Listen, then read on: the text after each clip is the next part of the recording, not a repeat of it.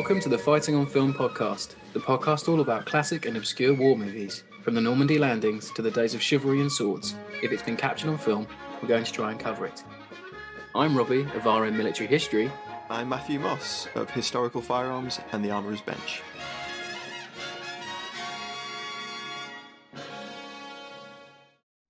Hello there, sorry to interrupt. I wanted to let you know that you can now join our supporting cast over on Patreon. As thanks for your support, you'll be able to help us pick films, submit questions for guests, have first pick on brand new and exclusive merch, and much more. Thank you for your support. Now back to the show. Hello, welcome back to Fighting on Film. Merc Month 2 continues with 1988 Mercenary Fighters, and we'll get straight into the production this week. So, it's a canon film again. If you listened to the Platoon Leader episode a few weeks back, you'll be more than clued in on who canon films are. They're responsible for films like The Delta Force, Missing in Action, all of those diminishing returns, Death Wish films. This film was directed by Israeli-born Riki Shelach, whose other directing credits include The Last Winter, set after the Yom Kippur War, a ladies' ensemble comedy movie, and Tibinsky, an Israeli war film. And I think this is the only film he's done to date that is made outside Israel. So much like Platoon Leader, this film has multiple screenwriters, Bud Schatzel, Dean Schetter, and Andrew Deutsch. Deutsch contributed to the script of Platoon Leader and River of Death. They're both Michael Dudikoff films. And the third Delta Force film, The Killing Game, which we might cover down the line, Matt. Maybe. Delta Force December. If you don't want us to do that, enough of us want it, please let us know. For God's sake. If enough of you want it, we'll do it. It's becoming a threat at this point. Becoming a threat, yeah. Look, if you're a good boy this year, you'll get Delta Force December. If you're bad, you'll get Delta Force December. It depends what side of the line you fall on. Like, if you're good, Exactly. you won't get it. Or, if you like them, if you're good, you will get it. I mean, if you're bad, it's a very subjective. If you're bad, you'll get the Operation Delta Force trilogy, which is worse. Oh, yes. My God. We have a link to that this week. We do.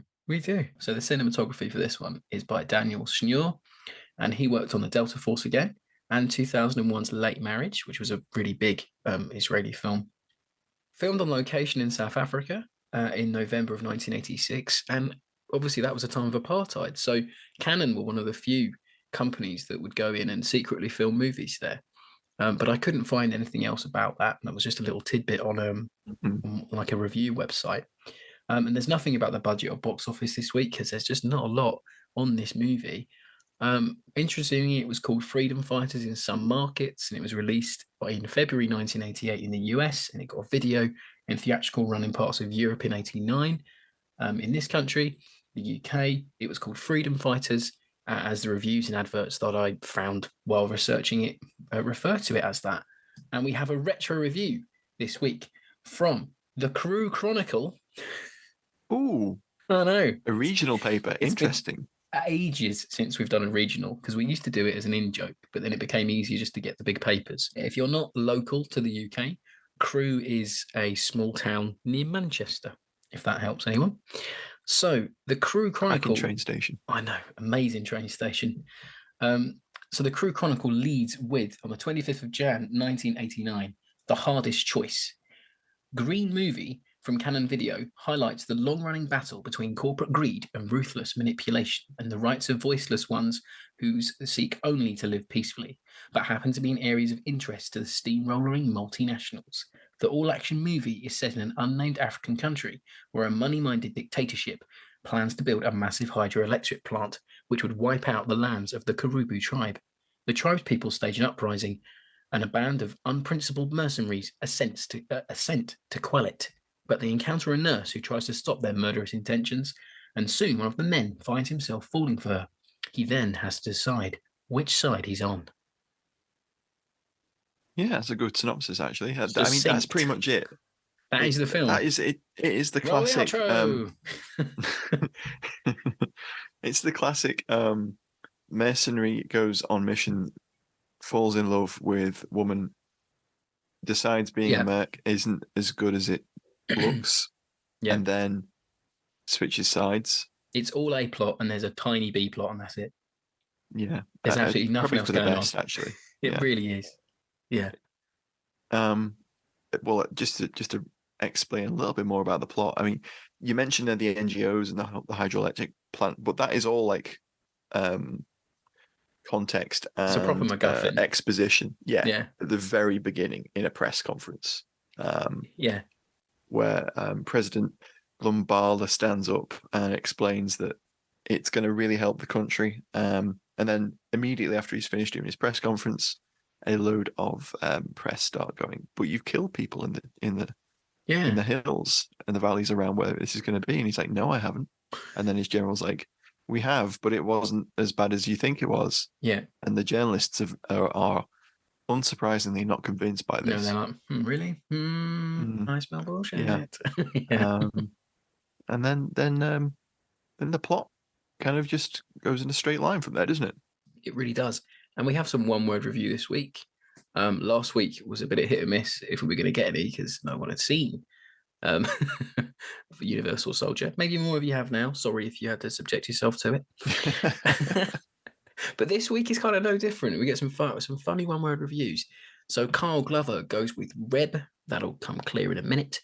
AD Bond goes with unsatisfactory. Class Lewisink goes with shit. Mr. C 1966 goes with unwatched. And then Tall Bloke ends with, and he hasn't used spaces, so it counts. Never heard of it. Fair enough. I hadn't until you suggested it, I'll be honest. Although, I will let the cat out of the bag now. We do have enough for Merc Month 3. Oh, God. This ain't over. Merc Month 3, so very tired. I mean, we could do Flying Tigers, because that's a Merc film. John Wayne. There's loads of Merc films, Rob. You've got Invasion USA. Yeah, you've true. Under Siege, which is technically a mercenary film. Yeah. But I anyway, mean, Die Hard is technically, isn't it? Technically, yeah. I mean, you could make that argument. Yeah, because people are saying that next week's film, we'll talk about it later on in the show, but next week's film isn't a Merc film in some people's eyes, but I think it is. If you're hiring people independently and paying them to do a mission, then they are mercenaries. They're from military backgrounds. Yeah. Then they are mercenaries, surely. That's like the definition of a Merc. But anyway. Yeah. Anyway, maybe Matt, you should regale us with the cast this week because the cast is pretty dang good. It's a picture led by Peter Fonda, who plays Varelli, who is the leader of a band of mercenaries hired by President Lumbala's right-hand man, Colonel Kayemba.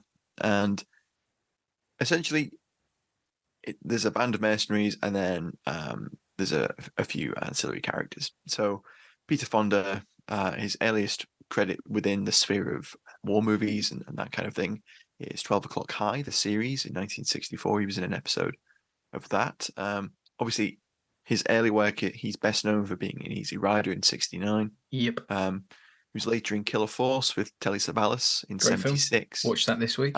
Brilliant. Yeah, you did, didn't you? Such an odd one. Then we had his last sort of military war movie role came with The Last Full Measure in 2019. Reb Brown, who we mentioned in the one-word reviews there, plays TJ Christian. Lots of TV shows, lots of TV films. He was in Uncommon Valor in 1983. That's next week's film, everyone. Spoilers. It's not spoilers. We put a blog post up about right? Yeah. Death of a Soldier 1986. Fightingonfilm.com if you haven't checked out our excellent website, which has those blog posts. And Strike Commando 1987.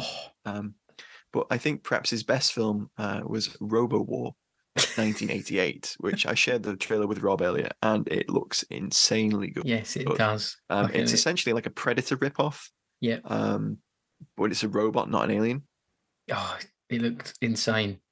Yeah. It looked like a fever dream. It looked one of those movies where the trailer is the best thing about it. Because the trailer. I don't know. I mean, if the trailer is that strong, the film can't be much worse. I don't know. He wasn't. He also like Captain America. Like in the first pre like Marvel Captain America Um, movies. Reb I have Brown. got it in my notes, but he might have been. Yeah, I think he was. Yeah. Okay. But he was also in Flight of the Intruders in Hmm. 1991, which is a aviation Vietnam War movie with Danny Glover, Yes.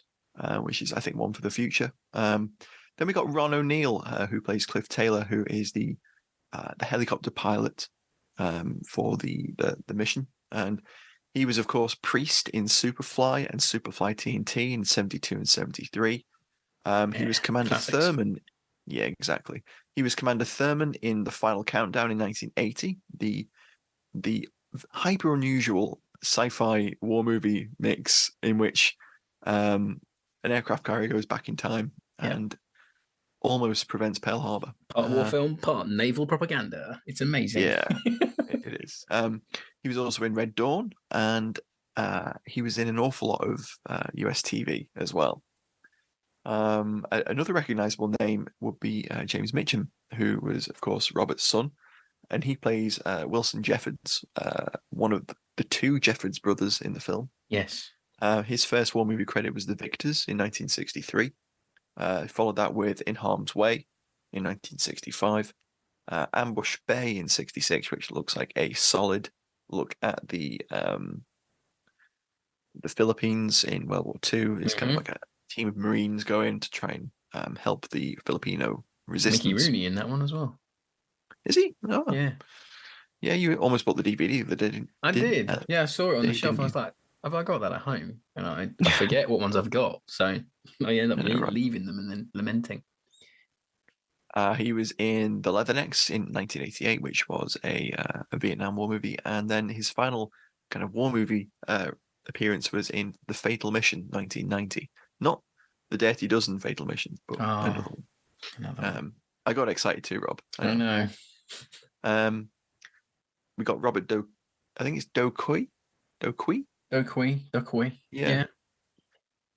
Then we've got Robert Dokui as Colonel Kiemba, who, again, lots of TV parts, lots of small film roles, including all three of the RoboCop movies as one of the police officers. Jerry Biggs plays the other Jeffords brother, Mac Jeffords. Again, lots of TV roles. Joanna Weinberg plays the nurse that we mentioned earlier, Ruth Warwick, the nurse. Again, lots of TV roles from about 1980 through to 1999. And then we have Henry Selle, who plays the rebel leader, John Day, and he had a really interesting career. He appeared as Shaka Zulu in the Shaka Zulu 1986 series and reprised the role again in Shaka Zulu in 2001 in another mini-series. He was in Rage to Kill in 1987, The Last Samurai in 1990, and again, lots of TV, lots of film roles. Oh, sure, yes, he was. I watched that the other day. Yeah, he was. Along with Oliver Reed. Yeah, and Newell. Ian Newell. Yeah, that's a fever dream of a film. Yeah. Is that one for Merc Month 3, you think? It would be one for Coup Month. One of the rare coup movies. No, it's not. It's literally like it's about 10 minutes of Oliver Reed scenes, which you just want more of. And you end up sort of siding with Oliver Reed because all the other characters are just really annoying.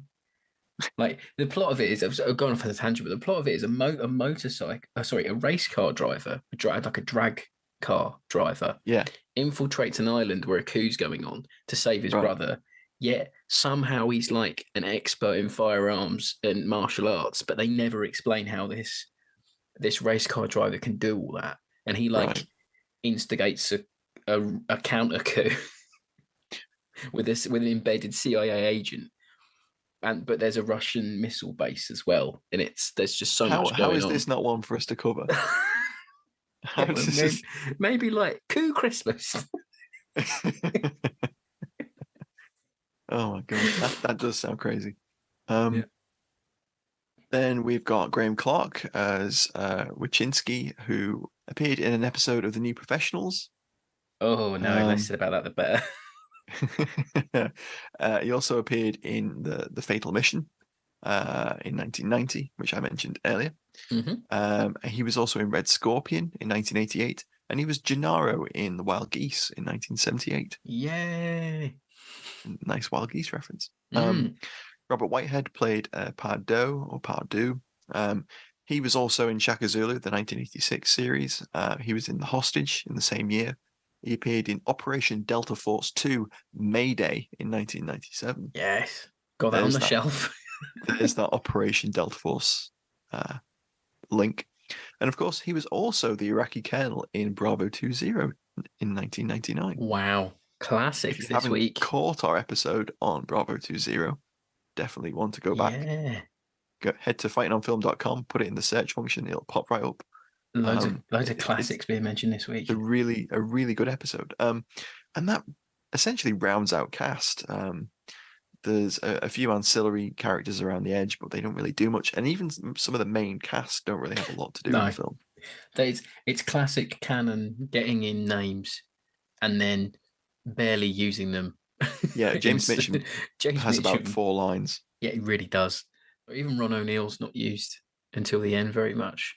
And Fonda's just sort of... Although he's the most likable character in the film. He is, yeah. Fonda just glides through this movie. It's incredible. We'll talk more about him as we go on. Interesting enough, did you know that Richard Kiel apparently turned down the lead role? I did. I saw he mentioned the film in his biography, I think. Yeah. I couldn't have seen that myself. No. I could have seen him as like one of the Mercs. I mean, they... Is the Varelli character, or yeah, I think that's what it was, wasn't it? Well, interestingly, the Varelli character has that leg brace. Yeah. So they're trying to give him some kind of like injured background, backstory. And I suppose the imposing size of Keel would have worked. Would have. Peter Fonda is just great in it though. He is good, yeah, and he looks great in Tiger Stripe. I'm talking of Tiger Stripe. Maybe we should go on to the Alley Tally this week. You did the link that I was just about to do.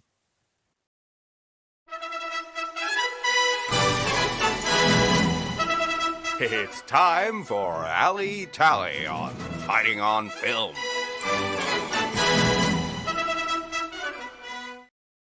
So, Rob, Alley Tally this week, what do you think? Gosh, there's so much going on in this one. And this is one of the reasons that I originally pitched it many months ago when we talked about doing Merc Month 2, because it's such an interesting array of kit in this movie, and I think whether intentional or not, like it does build some really good headcanon. So I'm going to lead off with the MPs of the unnamed nation but the capital's called Shinkaza. They have white painted British turtle shell helmets. I think the country's called Shinkaza. The country's called Shinkaza. Yeah, they don't quite explain that very much in the film, which could have helped. Well, you get that first like 5 minutes of context and exposition, and that's literally it. Yeah. And they have like, as I say, the turtle shell late World War II era painted helmets with MP on them. Then the rebel Caribou tribe, they have like SMLEs and fowls, or maybe some SLRs, and then the Bedford trucks and Land Rovers used later on. For me, say this country's gone through like post-colonial issues. Yeah. I really obviously like it's been formerly a British colony. I understand that I'm putting. It could just just be. They're all in DPM as well. DPM, yeah, rare 60. I think it's like 63 pattern. Or very early DPM when they just switched from the olive drab collared version, like third pats, British third pats. Yeah, essentially. I know the ones you mean. Into DPM with the collar. They're quite rare. But then there's only a few of them.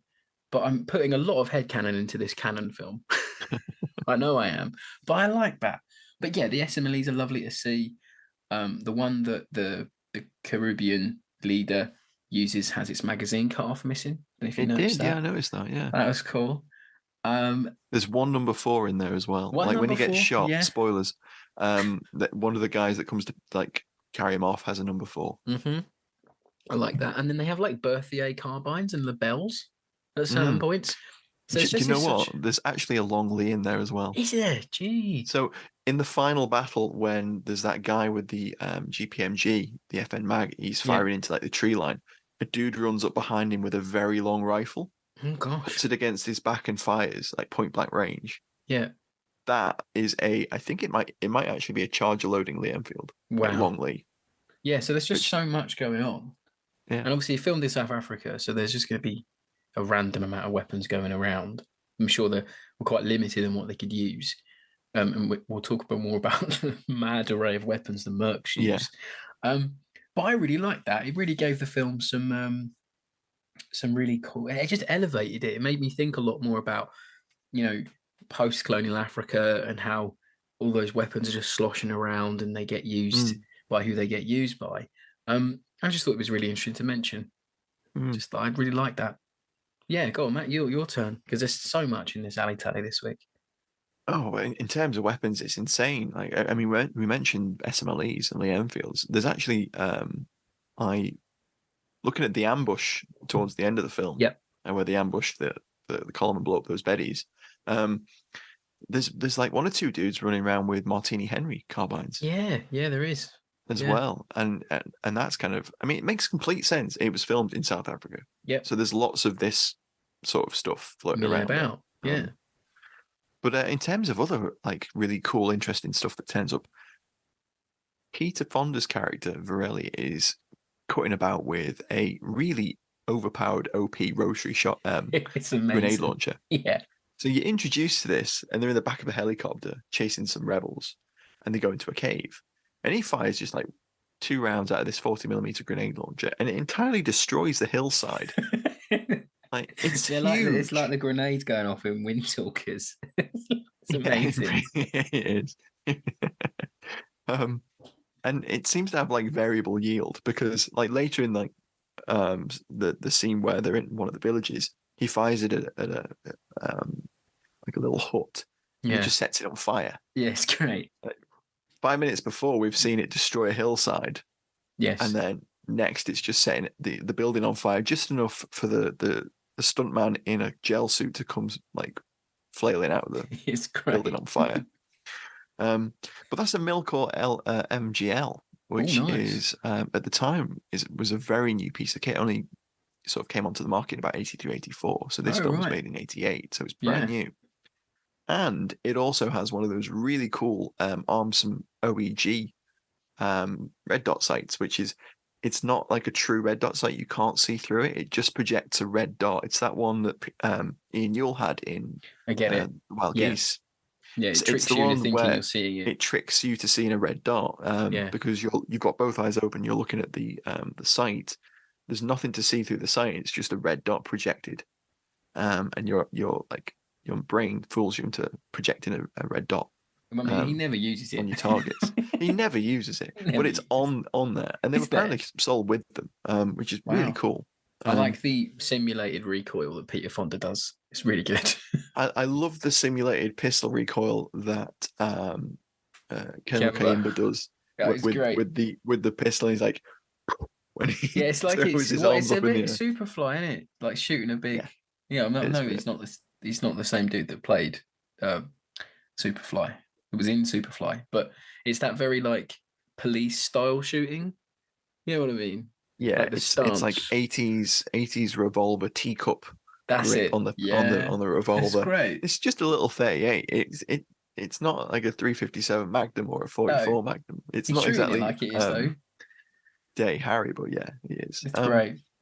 There's loads of interesting stuff in this film. So there's even a Belgian Verginon SMG that turns up a couple of times. It's mad shit. You can recognize them they have like a super long barrel, a little wire stock, and then a couple of like heat fins cut into the rear of the barrel. Yeah, that's it. They're very recognizable. And then Rob mentioned this as soon as he'd watched the film. He was like, "There's a lot of Beretta M938s in this." It's so fucking weird. And they turn up and they don't obviously have any kit on them, so they're gonna get equipped in country. And I think, well, most Merc movies don't really mention that, but the people you're working for would want you to use indigenous weapons so they can deny you there. So when he goes, where's the weapons to Kiemba? They open up this like wooden chest, and it's just full of like Barrera MP38s and these weird like Mac 10. I couldn't work if they were Mac 10 or 11s with these massively like prop store built up barrels on them, which turns them into like sort The of like a version little of the film I carbine. watched, I couldn't make out exactly what they were I couldn't because they're either. either like micro Uzis with the extension on, or they're maybe they're Star Z84s perhaps, or something like that. I don't know. Couldn't make it out, but it could be a Mac 2. I don't know what it is, but I think it's like a later Italian type submachine gun with the foregrip on the end. I can't remember what that's called, a Czech thing. Oh yeah, the SA-23. Yeah, That's it. I never can remember what that's called. Yeah, but there's a great line that I think it's Biggs says, and he looks at the camera and he goes, "Guy, you've done sure pissed off some creator of a museum." Rubbing these weapons, and it's a great line. And they just take to these guns like they're nothing. Like I'm like, brilliant. It's just so weird to see. There's even a Sten Mark II. There's a Sten Mark II at the end. It doesn't get used. Just like, carrying it around. Ron O'Neill gets hit in the face by a Sten Mark II. It's brilliant, yeah. Oh, and did you see the foul mocked up to look like a Lewis gun near the end? Oh yeah, of course I did. I saw that. I didn't horrendous. Know if you'd see it. So yeah, so there's the weird mocked up Lewis gun, which has got the Lewis gun shroud and the pan magazine on the top, but also in some scenes it's got like a belt flapping around at the side. It's so weird. And then in another shot, you can clearly see that it's either like a FAL or a G3 mocked up. It's bizarre, isn't it? Yeah. And then in front of it, it's got like there's like a MG08 Maxim gun propped up on some sandbags that isn't used, but it's just there to get blown up. Yeah. I love it. It's so great. Some of the other weird stuff in there. There's a fairly early like Type 1 AK-47 in there. Yeah. There's only two of them in the whole film. Yeah, there is. There's a VZ58, which is like the Czech AK, because it isn't an AK. Because Czechoslovakia were like, you know what? No, we're not having the AK. Make our own. We're going our own way. And they are beautiful guns. But yeah, so Kimber at the end kind of has it. And I mean, we got to mention like Taylor's epic spear throw that kills the baddie. It's great. That's surely a reference Taylor with the spear, and he just like nails him against a Huey. That's surely a reference to Sela being in Zulu, in Chaka Zulu. That's surely a reference to that. Yeah, it could be, couldn't it? Yeah, there's all sorts of other things in there. Like there's a weird bazooka in the ambush. God knows what that was. On both sides, and it looks like an M20 super bazooka, but it's not. It's not. Yeah, it might be some other unusual variant that I'm not familiar with. But there's like a knee-fired mortar at one stage. Yeah. It's great. Like there's so much going on, and it's not. Fonda's got a Beretta 92 at one point. Yeah, love it. And but I also coming off like that, mentioning Fonda, I kind of like how they're all dressed. So Fonda's got their own little bit of style. Yeah, they do. Fonda's got his tiger stripe, and he's got like this sort of 80s style like leather utility rig on his belt. And that's because they mentioned he was in Vietnam really late on. Like I think someone else mentions he's in Nam. Yeah, I think it's Ron O'Neill's character Taylor that says we all said he had 9 lives in Vietnam. That's it. Yeah. And he's got his tiger stripe, which is really cool. And didn't you mention his beret's an actually real beret, not a military one? Yeah, it's got a cat badge on it, but it's actually got like one, the little stalk that's on the top of the beret. I like to think that's intentional. I like to think that's fully intentional. Yeah. James Mitchum though looks cool as fuck with his beard and his shades and his like cowboy type like safari hat and this shotgun vest and like a metal band t-shirt on. He just looks so fucking cool. Like him and his brother in it, for me, are the most interesting characters in it because they're just mercenaries. They don't give a shit like what they're doing. They just want the money. They don't care. I really wanted more of them, but they look like mercs, like that I would have. They look like 80s mercs. When I think of 80s mercs, in Choc Chip at one point, aren't they? As well. Yeah, there's two other dudes are in Choc Chip. Camo, that's it, yeah. Which is a bit weird. Pardue, I think, is one of them. Well, they have so little screen time. I forget they're in the movie. It's one of the film's flaws. Like, there's, these are character actors that have been in lots of films and TV work that could easily carry more than, a few lines in a scene. Definitely. But they don't get much. No, they which is a bit of a shame. I mean, not even Mitchum gets much to do, and he's No, one he of the more doesn't. accomplished actors in the movie as Yeah. well. And Reb Brown is perfectly competent, and he gets his Rambo moment with his with the captured grenade launcher and the FN mag Yeah. that he gets to use a machine gun. So he has more than enough Rambo moments. But He's a little clunky though. yeah, He I don't think the he doesn't dialogue's make me want to like root for his character. so the dialogue's not. We'll talk about it later, I think. But like, Yeah. there's not much going on in the dialogue, I think, sometimes. No. Just before I'm done with the alley tally, just got to mention seeing a Bedford RL getting blown up is always fun. Classic trope. A wild geese, that's like the wild geese just getting blown up with Bedford RLs. I love Classic it. trope. Classic trope.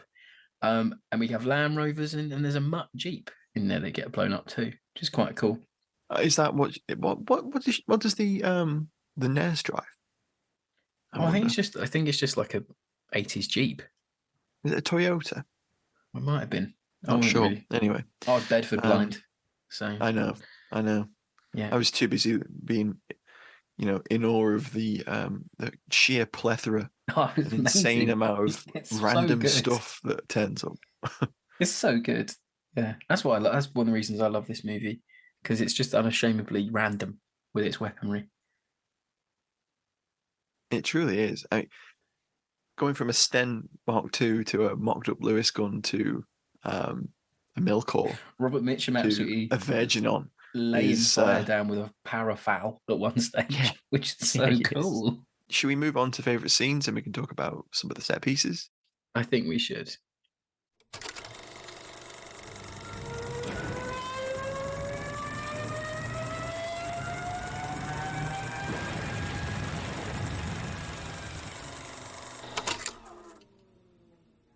Favorite scene? I think my favourite scene is where Varelli, Fonda's character, helicopters in a load of prostitutes that then watch the guys frolic in the river. That. So last week you regale us with that weird rectal exam from Universal Soldier, and this week I knew the minute you saw the Dirty Dozen-esque prostitute scene, I knew you were going to bring it up. I don't want to sap my vital juices. It's a scene that kills the film dead. This is this film's like cave sequence from Return of the Jedi. This film. It truly is, yeah. No, that isn't my favorite, but it is. I like to think of it as a humble homage to. I hope it is. Yeah. I think my favorite scene is perhaps where Kimber threatens to shoot Fonda's character. Yes, so, that's a good scene. They have been in the field. They've shot a journalist because it's a Merc movie. The journalist took photographs of the government shooting some villagers, some civilians, in cold blood, trying to find out where the rebel leader is hiding out. And the nurse, she sees this going on. She tries to stop it. She tries to. She has a great scene actually. That is a really strong sequence where she she berates him. Then he slaps her. She gets up, hard as nails, slaps him back. Yeah, it's great. It's good. And then Reb's character essentially prevents her from being killed. Yeah, he does. Yeah. Fonda backs him, but also when they get back to camp, he's like, "Do not cost me this mission. Don't ever money. Do that again." Yeah. Because he has this face-off with Kimber, where he slots a round into a .38 revolver and basically flicks it into the frame and plays Russian roulette, kind of forced Russian roulette, isn't it? And points the gun at him. And they have this little back and forth about I'm the boss. Don't let your men do that again. I will kill you. And then Fonda, cool as fuck, cool as you like. He agrees, finishes the conversation, and then while looking him in the eye, lifts up an M26 grenade and puts the pin back in it. Oh, it's cold. Implying that if you had shot me, you would have gone too. Icy cold. Very Those cold. two play off each other really well. They do. It's a great scene. They really do. That's what I think one of the few things this movie really has going for it is that the two the main. Well, they're kind of two antagonists, really. But the two main sort of characters, apart from TJ, Reb Brown, are quite strong, and they do play off each other because they're both powerful characters who live for power and money, and they both kind of want the same thing. So they do butt heads. I do like that scene. It's very much. I just love the way he just points the gun at Fonda, and Fonda's just sitting there like, just doesn't care, just doesn't give a shit. Yeah. He's very good in that scene. Very good. It's one of the better scenes in the whole film, I think. As I say, he just glides through this movie. He's just it's so effortless. I read a review that said it's like he's just got off from surfing a big wave and smoked the fattest zoot you've ever seen. I mean, anything is possible. I know, right? What was your favourite scene? I kind of just like the government column ambush because it's just good. Unashamedly brash and massive and over the top. There's seemingly hundreds of Karubu rebels coming off of the hillside with, as we said in the alley tally, with the maddest plethora of weapons to knock out about 20 lads in a Betty RL and one of those, and I think I can't remember the make of the other van, but they just absolutely muller this column. Textbook starts off with a mine in the road. Classic. The rebel leader sort of directs his forces to open up with various different weapons and then to attack, and it's quite well shot. The Karubos have seen that scene in A Bridge Too Far where they knock out the first tank and they knock out the second tank. Yeah, they've seen that scene. There wasn't a dude that ran into the field with a Piat and got blown up though, sadly. So no, there wasn't. No. If a Piat had turned up in this movie, I wouldn't have been surprised though. It would have been totally believable. It would have not been out of place with the rest of the plethora of stuff that is equipping both sides. I also quite like it because it does show that the Mercs aren't unbeatable, because it builds them up as this sort of like clandestine, we can do anything we want type force early on, where they do just muller a couple of lads for running away from their helicopter, which is just a bit out of place. But I do like it because they do get absolutely turned over, and it's the scene that breaks the camel's back, because I think Kemba realizes that the coup's not going to be easy, and he really needs to have the help of Fonda's character, because he can bring in more mercenaries to get the job done. I do like that sequence. It is good. It's just well shot. It's obviously canon, as we saw in Platoon Leader, which I think probably had more budget than this. There's a nicely framed shot where Reb gets up onto the Jeep and pulls the an FM mag off a coax. Yeah, that's cool. A pintle mount, sorry. And he does the whole Rambo thing, and then a mortar round goes off behind him. Yeah, so stated. That's like a promotional shot of the film. That's really like used in the poster. Such a great shot. It's exactly the same as the shot in Platoon Leader where the RPG hits the observation tower. Yes. Right behind Mac as he's firing. Yes, it really, really is. It must be a Canon Films requirement. It must be. Yeah. And it just, as I said, like it's fine. Like, and I also like the sequence that sets up the Mercs. It's not as good as the interview scene in Wild Geese, where they sort of introduce everyone that way. Yeah. But it's good enough. Like, you've got the two, I just call them like the sort of nameless mercenaries, that wear the choc chip camo that you don't really hear a lot from. They're in some, and this scene for me was ripped entirely off the start of the Dogs of War, when they're escaping that war zone in the Jeep. Oh, in Nicaragua. Yeah. It's like, so there's a whole little sequence in Nicaragua, isn't there? Yeah. Completely forgot about that. Exactly, yeah. Like one of the strongest parts of that movie. Well, no, the movie's great anyway. But anyway, yeah, Dogs of War. We reviewed that one a couple of years ago with Matt's mate Vic Tuff. Find it on the website. So that scene for me, like meeting those two Mercs in their Jeep, really is riffed off of that, and they get blown up. But Peter Fonda just comes out of the smoke, leans down, and he goes, "Hey guys, do you want to come work for me in Africa? We've got some money for you." It's like, how are you just gliding through this war zone? It's just amazing.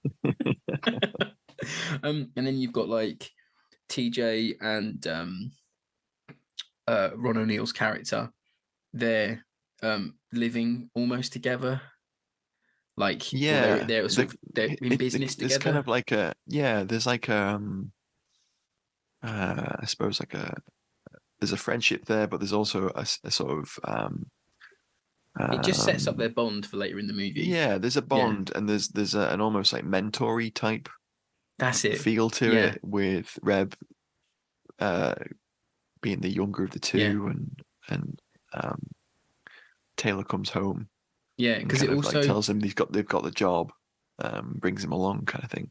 yeah, because the whole sequence as well of getting these guys in one place just reminds me as well of the film we're going to cover next week, Uncommon Valor. It's almost ripped off of that, where Gene Hackman's going around gathering all the guys up, and it like Right. sets up what they're doing, but in a different way. Like, we'll talk about it next week. Don't want to jump the gun. Um, but yeah, I like that. It sets up Mitchum and his brother as these sort of wild guys, because they fly in and they land a plane on top of a bus to Oh, get. that's not them. That's Is it not? That's the Pardieu. other. Oh, is that the other Yeah, dudes? yeah, that's Pardieu who Oh, lands on the roof, and like that's my brother who flies off and you never see him again. oh, that's it. Yeah. Um, Oh, I can't remember how how I can't actually remember how. Mitchum and his. I think I they think just turn up. Mitchum and his brother are in Nicaragua, aren't they? Is that not them? No, that's not them. That's the flying dudes. Oh, it's the other. No, it's not. Who the Is hell are it? those blokes then? Are they the two in Choc Chip? Yeah, Okay, so yeah, so yeah, Pardieu's a different. This is the problem with the film. yeah. It Moving is. into final thoughts here. Yeah, This is the problem with the film. this might be a bit of a There's short so episode. there's so little. Depends how long we go on. So it depends. I was going to say. So there's so little character development and interpersonal scenes with Yeah. the actual mercenaries themselves, which is par for the course with a lot of these films and a lot of action movies of the ilk, and even can. Yeah, But really, the film would benefit from a little bit more, because we don't really feel anything for any of the characters. that's his biggest issue. Yeah. Yeah, and I know that isn't always the point with these films, No, but of course it's not. good filmmaking can lift even like the most popcorn of Well, look at movies. Platoon Leader. Like, that for me is like, I know Yeah, people you end up caring rubbish about it. Mac when Yeah, he gets but wounded, and some of the other guys. everything else about that movie is elevated through the amazing cinematography it doesn't deserve. Yeah, sure. To make that And a film. little bit of plot development from the two main characters. and characters that, like Dudikoff and the guy that played McNamara, they riff off each other really well. Mm. But and the movie's stronger for me. This film, Mercenary Fighters, is stronger when Fonda and Don Quixote are together, not when Reb Brown and the Yes, nurse character are together. I think it would have been. I think it would have been more interesting if those two actors had played Taylor and Reb's characters, Christian's character, sorry. Yeah, maybe, perhaps, yeah. And Fonda had been the Merc that flips, perhaps. Yeah, maybe. Yeah, he would. There would have been. I mean, the chemistry between Ron O'Neill and Reb Brown isn't bad. It just feels very flat. Yeah, I don't buy them. They're not like cracking jokes. They're not together enough in the movie for their relationship to sort of, their friendship to ring true. And then this is where the movie falls apart. So, and we are probably deep in final thoughts territory. It is. Problem is, folks, this week it is a real sort of hour and a half that it's not a quick film by any imagination. The pacing is a little bit off at times, but it's perfectly watchable. It's a fun canon and straight to video movie that you can enjoy for what it is. But it really falls apart in the last 20 minutes because it wants to keep the momentum of the big ambush sequence going, but then it wants to finally bring in the plot of TJ having this revelation that he doesn't want to be a mercenary anymore. He just wants to leave. Yes. Or so help the Karubu tribe. Yeah. He's wounded, and then somehow because he's been to the rebel village with Joanna Weinberg's character, the nurse. Yeah, He's met the rebel leader. They've had a bit of witty repartee. that's it. And the rebel leader offers him a couple of cows to join his forces, and Yeah. they laugh. And somehow the discussion about why do you kill women and children very briefly, and it's a good scene. And I It would is have liked good, a little yeah. bit more of Henry Seller's character, Yeah, same here. John Day. But the problem is, Reb Brown's character is then taken to the rebel leader when he's been mortally wounded, and he kind of anoints him as the new leader. It comes really out of nowhere, and it's just like, what? Yeah. Why would these embattled people accept a white mercenary who had been killing and not them 20 a minutes couple of days beforehand? before? Yeah. Because he's just gunned down in all that your mates ambush scene, in the ambush. he's more than happy to be mowing people down with that. And that's my GPMG. biggest crux. That's my biggest problem with the movie, is that he never once goes, "Oh, I shouldn't be killing here." He doesn't really do that. He has moments of doubt where he sees like someone on fire, or the civilians get murdered, or the woman he fancies about to get shot in the back. But at no point does he go, you know what, I should probably just stop killing people. Yeah, exactly. Yeah. It's like he has no moral compass, and he gets separated from Peter Fonda and the boys, and gets turned around, and the rebel Maybe leader he just took a massive bang on the head when he got blown up in that he probably truck. did have concussion at that point.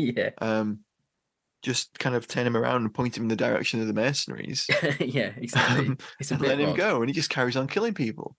Yeah. Which I suppose is a mercenary trait, which is fair, but I don't think the film is aiming to make a commentary on it's not. lack of moral compass of the main character. But then the whole thing about TJ changing is really, it just switches on a dime, and then he convinces I'm gonna say Ron O'Neill again, I forgot his character's name. All the Cliff time. Cliff Taylor. That's it. They don't say their names a lot in the movie either. They don't.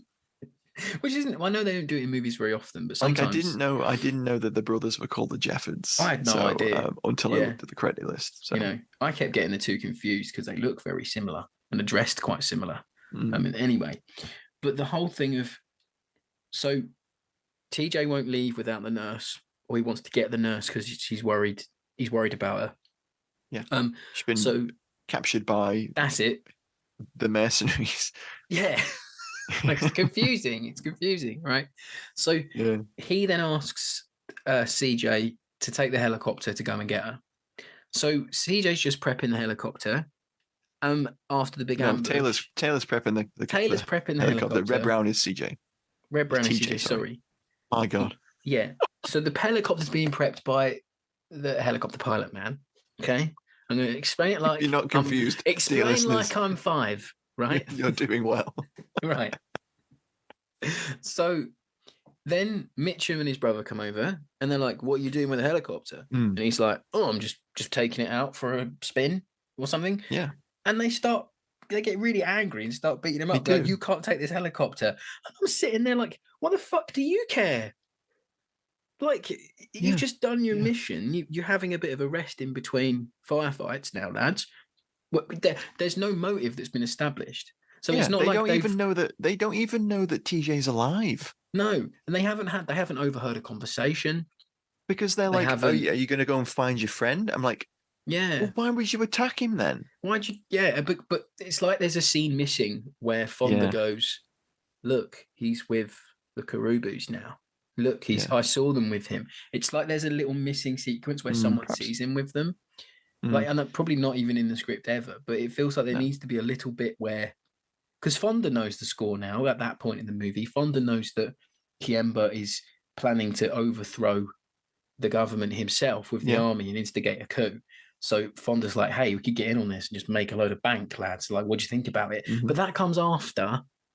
The first initial fight with CJ for the helicopter to go and get the nurse. That happens after that. It feels like it should start before that. It just feels like editing maybe got wrong. And that scene, if that scene comes first And I'm putting a lot of effort into making the end of this nothing canon film work, right? But after Universal Soldier, I'm trying to make the fucking film work, right? So have the bit where they find the coup's going to happen. Then CJ could be like, "Oh shit, they're totally going to kill all the Karubus now. Like if they want power, they're going to have to liquidate them all. Oh my god, I need to help them. Like this is bad. I didn't sign up for this. I just signed up so an electrical plant could be built. That could be his thing." Yeah. Then once all the lads are on board with Fonda and his mission of now being in with Kimber, then they could get angry about him taking the helicopters. Go, you can't look. We need that helicopter. You can't take it. What the hell are you doing? And then that whole end bit could start. It's just the movie. It makes no sense for these guys to do what they do at the end, and that's where it falls apart. Well, my main quibble with the end of the film is that it's like there's the showdown and the rebels and TJ attack the compound, and then Varelli, Fonda's character, has got the nurse Ruth at gunpoint. He's winged by Taylor's character, who puts a few rounds in him towards him, nicks him. And then it's kind of shown that TJ fires the Milcore grenade launcher on low power mode, obviously, because it doesn't like nuke the camp. He said it from stun to kill, from kill to stun. He fires 2 rounds out of that at him, and then that's it. You don't see Peter Fonda's death. No, you don't. He just jumps out of the way. It's a really unambiguous. Sorry, it's a really ambiguous, I should say, death, in that it doesn't give you a closure on that character. We get decent closure with Kimber's character because Ron O'Neill's character, Cliff Taylor, nails him with a spear, which is great. He goes for that little Bell Huey, didn't he? He goes for that little Bell helicopter. Yeah, it's great. Kind of face plants into the windscreen. It's great. And it's just, it doesn't resolve the film well, because the next shot you see them running for a helicopter. I don't know why they're running for the helicopter. All the baddies are mostly dead. I know. They run to a helicopter, take off, and TJ is like there with the grenade launcher, almost like he's looking around for targets, and then it's got to be a red mist. It's a very like it's a hard cut. Yeah, that was the word I was looking for. A very hard cut to a railway station, and they're in the civvies, like, oh, come and visit me when you're in the States and we'll have a beer, and then they just get on the train and go, and then some dude from the army comes up and hands them both an envelope and says, don't come back to the country, and then you get on the train, they go, here's your blood money, leave. It's almost as unfulfilling as on Universal Soldier's ending was. Oh god, which goes down as possibly one of the worst I've ever seen, but but that's not to say it just kind of lets the film down. It does let the side down the ending, but that's not to say I don't like it for what it is, because it's like a bit of as with Platoon Leader, if you can work around its foibles, these canon movies for me are like comfort films. I know exactly what I'm going to get. I'm going to get explosions. I'm going to get a clear villain. I'm going to get like a clear character I could root for, even if the dialogue isn't fantastic. I'm going to get explosions, gunfire, and it's all be wrapped up in about under 2 hours, which is perfect. And and you get decent performances out of actors. But it's no Commando, though, is it, Rob? It's no Commando. It's no Wild Geese. It's no Dogs of War. But it's still kind of good and fun. It's all right. It's fair to middling. It's okay. Yeah, it's better than Universal Soldier. Yeah. It's like it's like a really sugary treat, you shouldn't really have, but it tastes so good that you can't stop yourself. You know what I mean? Yeah. Definitely. I know what you mean. I think that makes sense. Also, my other critique of the film is that some of the hyper 80s synth score is a bit out of place. It really doesn't make sense. It's like someone set up a Sega Mega Drive and just click play on any game and use the soundtrack. There's bits where it's just doesn't make sense at all. There's some very odd music to the prostitutes watching the guys frolic in the river scene. It's a bit weird. That seems weird. I didn't need to see half nude like James Mitchum. That was a bit too much. One dude is naked. But that leads into that sequence where the nurse takes him to see the rebels, and that's interesting. It shows a bit of their just cut the prostitute scene out. It doesn't serve a fucking you don't need purpose. that. They could have just had him swimming in the river, and she arrives, and he's like, "Oh, hi, how are you?" Like, do you want to come and like check out the rebel village with me? Blunts the Merc friend. It blunts the effectiveness of that sequence of making you care about the Karubus. Yes, because I was just sitting there going, well, "Hang on, what are they doing with all the prostitutes like 5 seconds ago?" Well, it's great just watching this Merc go and other a load of local people. Yeah, because he just gets led around the Karubu village, and he's just like, "Oh, well, that looks a bit unusual. What are they doing here?" And and he kind of just like, they don't give him enough agency. They don't give him enough to say or think. He's meant to be quite one-dimensional, but you can't have him one-dimensional if he's going to have this change. It's like what we were saying about Universal Soldier last week. If you don't have a strong enough scene or a strong enough thing affecting your character to show the change, the audience won't feel it as well. It's like basic storytelling. Have something affect the character about half an hour, 40 minutes in for them to change. But we don't really get a change. The change for TJ should have been when he saw the journalist get killed and when he saw those people gunned down.